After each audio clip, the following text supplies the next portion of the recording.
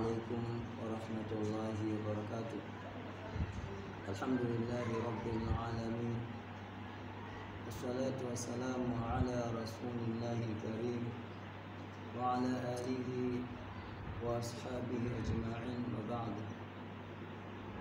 Ndugu zangu wapenzi watukufu,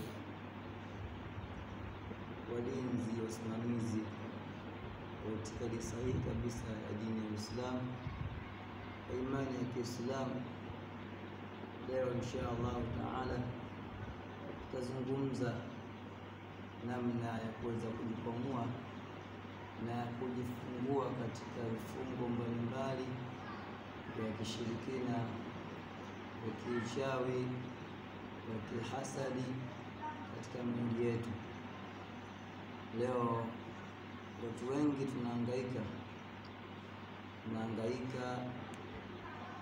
katika harakati mbalimbali za kimaisha, tunahangaika katika harakati mbalimbali za kiafya, tunahangaika katika harakati mbalimbali za kimajukumu yetu, lakini basi shadidi wanakuwa tufiki katika lengo, hawatufiki mwisho.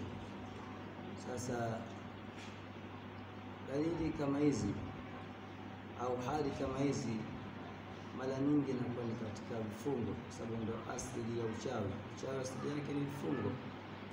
Mtu mbaya anataka kufanya ubaya, kwanza anakufunga usipate fikra ya kuweza kujitibia shida yako, au anakufunga usipate fikra ya kuweza kuondoa hata tatizo yako.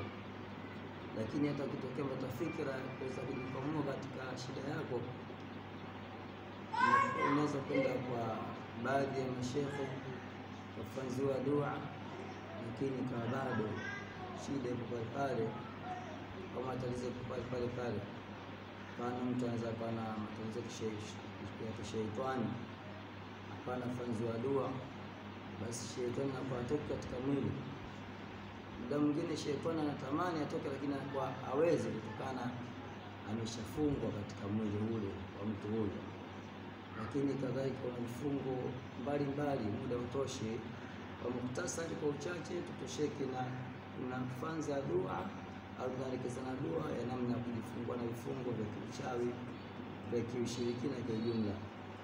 Namna ya kujifungua, kwanza kabisa utaita istighfari mara 100.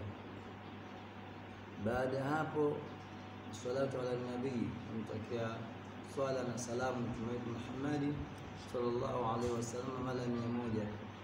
Baada ya hapo tatania ya kumwambia Allah, ya Allah nakuomba kwa utukufu wako na uwezo wako, nasoma dua hii basi sababu ya kunifungua na vifungo vyote vya kishirikina, vya kiuchawi, vya kihasadi na kadhalika vilivyokuwa katika mwili wangu, niweze kufanikiwa katika majambo yangu, nifanikiwe katika maisha yangu, mambo yangu yaweze sawa, afya yangu tingamaa, majambo yangu yaweze kunyoka.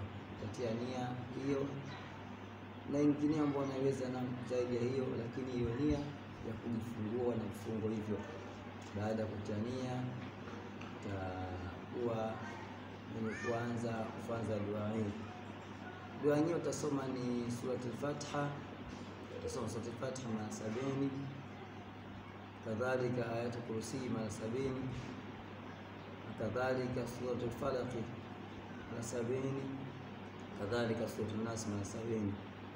Baada hapo utakoshikamisha dua, utamtakia swala na salamu Mtume wetu Muhammadin sallallahu alaihi wasallam, utaanza dua, utamkabidhi Allah mwili wako kwa uwezo wa Allah subhanahu wa ta'ala, utakuwa mwenye kufunguliwa na mwenye kufunguka, na hata mwenye baada hapo utajisikia kama sasa niko katika mazingira mengine. Billahi tawfiki. Assalamu alaikum wa rahmatullahi wa barakatuh.